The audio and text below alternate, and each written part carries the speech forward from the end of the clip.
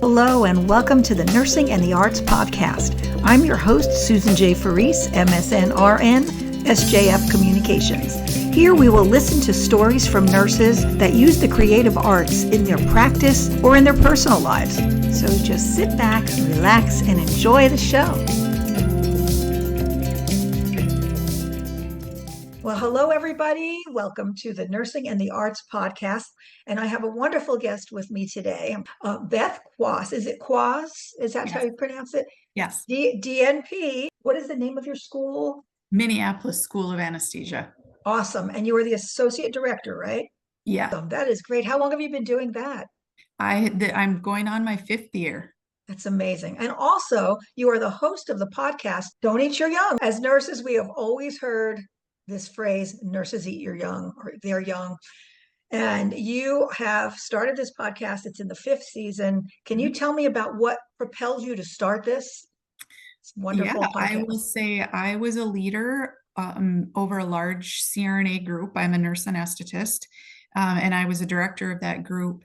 And, it's all of our nursing positions are hard. Leadership is especially hard because I don't think as nurses we get the training and sometimes the support that we need. And so it kind of led to my burnout. And I know we hear that term burnout a lot, but it's true, it's real, it's physical, it's mental.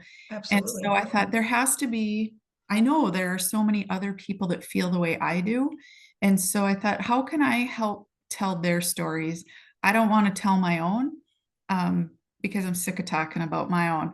I want other people to tell theirs. And, there's bullying in nursing and burnout. And I think if we can hear people talk about it, maybe we can start to find more solutions. We don't want to normalize it, but unfortunately, it is part of our profession. It definitely is.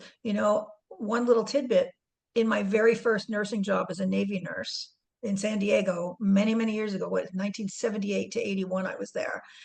One day, and I was in general medicine. It was an all-male ward. We had at least 20 or so in each side, and I would be charged and all. And one day, the nursing supervisor, the PM nursing supervisor, came up to me. I didn't know her very well, but I knew her enough after this. She stopped me and said, by the end of the day, I want you to tell me how much leave you're taking or vacation, and where do you want to work when you come back?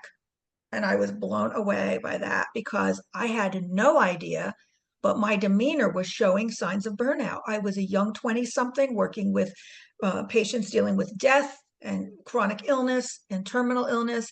And I did not know that I was burned out in my very first job. So that was my first mentor, not even looking for a mentor. And she spotted this in me. And that changed the trajectory of my life because I went into cardiothoracic surgery step down after that. And then all of the other positions that followed were things that brought me either joy or, just a lot of knowledge and skills and technical wizardry and et cetera. And it basically propelled me to who I am today. So thank you for doing this podcast because it will touch many, many lives because nurses have so many stories inside of them that don't get out. And a podcast is just one creative arts to be able to share your nursing arts and science with others and the burnout. So thank you so much for what you do. I really, You're really very appreciate welcome. it. And Thank you. actually, I was a guest on your podcast. I think it was way back in 2021, something like that. Yeah. And we had a lovely discussion. And thank you for that. When you speak with all of these nurses, is it a format where you prepare questions ahead of time, or does it just flow according to what they're going through? Can you tell us about that? It's just a conversation, I think, just like we're having. I will meet with them just briefly before we decide to record an episode. Right. And I kind of want to hear from them. What is it that they want to get out? What story do they want to tell? Sure. And it's just a natural conversation. And you're right. Nurses love to tell stories. They're really good at it. And everyone has a story.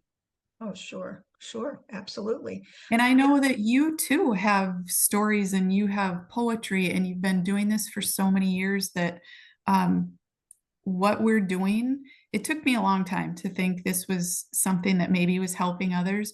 But the more people I talk about and the bigger this gets, we're all here for a common purpose, and that's to help nurses and hopefully improve our profession and our patient care. So how did you get started with all the technical prowess that you need for doing a podcast? Well, Susan, uh, I am not techno savvy. I tried figuring it out on my own and got very overwhelmed very quickly, but I knew it was something I wanted to do. And so I sought out some producers that helped me for the first couple seasons. Mhm. And then I met someone in a coaching seminar. Her name is Liz, and she's my assistant, and she is amazing. And she helped me build my website. She did all of my branding. She helps put my um, episodes together, and she puts them out on social media. And without her, I would not have a podcast. That's great. So knowing when you need to ask for help, just like in nursing, Absolutely. right? Yeah. That's great. And I did look at your website, and we will put all the links that you would like us to put out after the episode here. Thank you. So you are episode 1 of season 2. We just finished 11 episodes. So how did you do this? 5 seasons? How many episodes per season? It has varied, and I still work full-time plus. And so Mm. this podcast is something I hope to grow as I'm kind of starting to reduce my workload at other places. So it really varied on, I could get as many in as I could, and then I would have to take a break. And so season 5 is going to be a little different. Oh, We're putting a little something out on the website so that we can have nurses nominate other nurses, or they can nominate oh. themselves, and we'll give them a shout out on the show. And Mhm. they're more than welcome to come and be part of the show as well. And so I think, I don't know how you feel about it. I'm not worried about coming on podcasts and talking, but there are a lot of people that don't think that they should or could or would be able Mhm. to. And so I hope this is a way to open that up for other people to come on and tell their stories. Awesome. That's great. It's very collaborative, and it fosters community, that kind of thing. That's great. Now, how did you decide on anesthesia as your nursing uh, specialty and expertise, and the DNP as well, all the way Yes, up? so I started out in a very little hospital in rural Minnesota, um, and I worked with some of the most amazing nurses that I've ever met. They were so knowledgeable and so confident, and they taught me early on how to really be a good, hardworking nurse. And one evening I was working, and we had a patient that needed to be intubated in the ICU so that they could be shipped out. Um, and this guy came in, and he went to the fridge and he grabbed a special bag of medicines that I didn't know anything about. And he put the patient to sleep and put that tube in. Mhm. And he was so confident, and that I thought, I need to learn more about this. And he was a nurse Hmm. anesthetist. And Interesting. from that day on, I knew that's what I wanted to do. And I was a 2-year associate degree RN. So I immediately started looking at, how do I get my bachelor's? And at that time, you had to have some ICU experience. And Mhm. so I went and got that and went into anesthesia, got my master's degree. And then after a few years working in anesthesia, I thought, I want to give back and I want to teach. I love to teach. And so that's what propelled me to go back and get my DNP. Awesome. And when was that? When was the DNP? I graduated in 2010. Oh, so it's been a while. It's been a Well, I've while. been around Yeah. for a very long time in nursing Oh, since the early same. 90s. Oh, since the 70s for me, late 70s. But on and off, and with many, just changes in my life geographically and, professionally and all that. So, uh, do you feel that nurses need some type of a creative outlet in their professional or personal lives? Because I know I do. That's why we started this podcast. Can you tell me about what you've seen in some of the folks that you've interviewed? Are there any trends and what these folks do, or that they learn to do after speaking to you on their podcast, that it's a creative Yes, avenue? I think nurses 100% need something creative, artistic, something to get a lot of what they know out. Um, Absolutely. I have met some incredible nurses out there doing that right now. You are one of them for sure. You've done so much artistically that I'm amazed by what you do. Thank you. Um, your poetry in nursing, the book that you is amazing, and it's such a tribute. Um, I've had guests that do calligraphy and they Hmm. host that. wish I could do that. It seems a little too daunting to me. And writers and so many people are, and podcasters. There are Mhm. so many people out there creating amazing things. And I do think we need more nurses that can find their outlet that they're interested in Mhm. to help Mhm. reduce some of the stress and anxiety and burnout that we're seeing when Absolutely. you're at the bedside, Mhm. or not even those that aren't at the bedside, but they're Right. using their knowledge every day. Um, we all need a little help, and I'm hoping that by bringing some of these people out and letting nurses hear about what they're doing, they can find that person or find their own way to be artistic and get some of those emotions out from inside of us. Absolutely. There's so many talented nurses, storytellers. Kelly, she's a beauty queen, and that is art right there. Absolutely. People that do script or screen medical advising on television shows, actors, choreographers, dancers. There's so much, musicians, artists. The sky is the limit. Nurses can do all of these things, even in sports, in cooking, in gardening. Use your creativity. Get that stress out. Be mindful, and I mean, I just thoroughly believe in it. And I think I was just a pioneer years in the 90s with the poetry. It helped me cope with, family things, my dad having heart surgery when that was fairly new, um, dealing with the death of my maternal grandmother from Alzheimer's, early Alzheimer's, 20 years after her death with poetry. So it takes a while sometimes, but boy, when that catalyst reaches you and changes you forever, that's amazing. So what you do is just so important, and you're still working and just cultivating all of this community, which is just phenomenal. I really appreciate you, and I just trust what you guys are doing, because nurses are having a tough time, and since the pandemic as well, with stress and some violence, just absolutely Yes. horrible stories that I'm hearing. So the more that we can foster creativity, collaboration, and just, rewarding all these gifts that nurses have, the better. That's what I think. Yeah, Um, I think there's something that I don't know about you, but I'll say all of mhm, the time I was in bedside nursing and in the ICU and in the OR. I'm still in the OR now, but I never once felt I was unsafe. mhm. And that is not the case anymore. Right. People Same are with going to me. work and Mhm, and they're not sure how their day's going to go. Are they going to be safe at work? And that is just such a sad realization as to where we mhm. are right now. Absolutely. It is definitely very sad to see and read these articles, and it's just not fair. The most trusted profession for many, many years in a row. And yet people take advantage of that with violence. Not good. Not good at all. Right. And again, there are nurses out there that are using their creative side to come up with ways to help us be safe and Yeah. help us recognize in a patient or a family member that might be escalating and how to Right. de-escalate that and make yourself safe. So there are Absolutely. some amazing nurses out there that are using Right.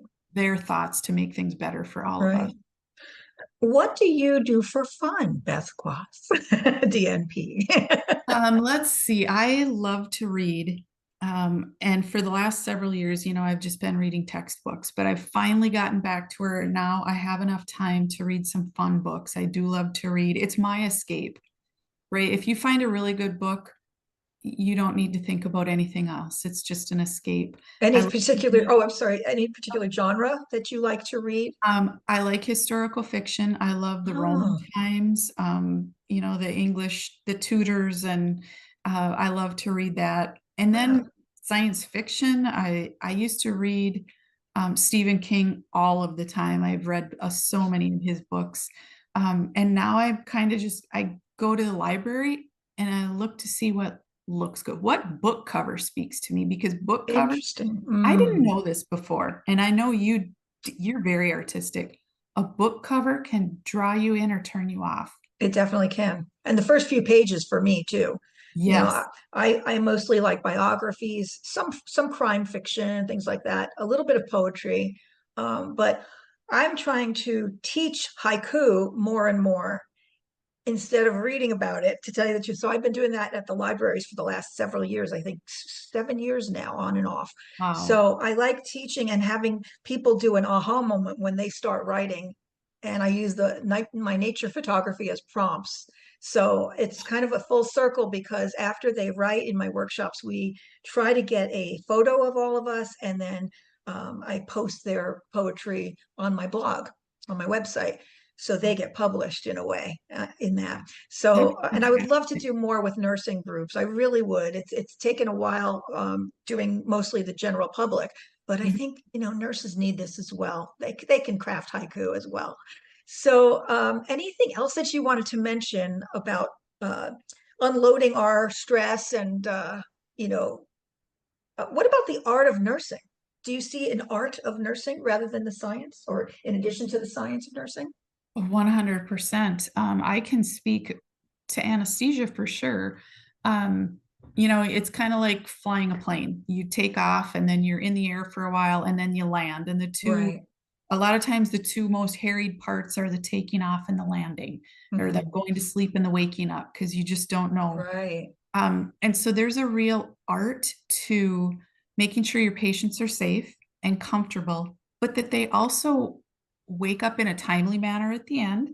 Um, and so fine tuning your anesthetic and your pain medicines so that that patient wakes up comfortable and safe, but also so that we can get them out of the OR and then move the next patient through. So there's a lot of Right. pressure on all of the operating room staff, the nurses, the physicians, all of us in that space. Hmm. And so there's a real art, and that's what I teach too to the students that I Hmm. teach. We can teach you all the science and Right. everything in the textbooks, but until you get out into the clinical world and really start taking care of patients, that's where the art comes in. You finesse Right. things, and what you might give one patient will be completely different, even though they're similar procedures. So there's truly an art, and I would say the same in bedside nursing. And I think the experienced nurses can teach the young nurses so much, and Mhm. vice versa. The young nurses can Absolutely. teach the experienced nurses. And so in my podcast, the title, Don't Eat Your Young, young isn't a chronological age. Mm, It mm. is, where are you at this time? And we can all learn from someone. And for the young people coming in, the new nurses, the students that have all of this knowledge, I think they can really teach the experienced people something too. So we all have to have an open mind and just learn from each other and come with kindness. Mm. So many new nurses feel so intimidated and are so worried to speak up, that I hope that we can get to a point where everyone just leads with curiosity. Absolutely. You know what? You were very astute in talking about the plane, taking off and landing. As a nurse anesthetist, you have minimal contact, in the nursing, you know, hospitalization, let's say. You see them in the beginning, Mhm. you comfort them, and then you see how they are afterwards. I never thought of that. And OR nurses too. They don't really interact with patients as far as them being awake, with that demeanor and everything. Mhm. That was extremely interesting to me, because I guess other nurses in the bedside or in clinics or whatever, they are constantly interacting with patients. I Mhm. think one thing also with your anesthesia is people are very fearful of anesthesia. Yeah. And so you need to be calming and serene and quiet and comforting. And so that is definitely a nursing art. That's not for everybody. And I'm sure that someone like you with such a wonderful demeanor would put me at rest and be able to go to bed And, to and sleep in I the think OR. the other thing that really puts patients at ease is confidence.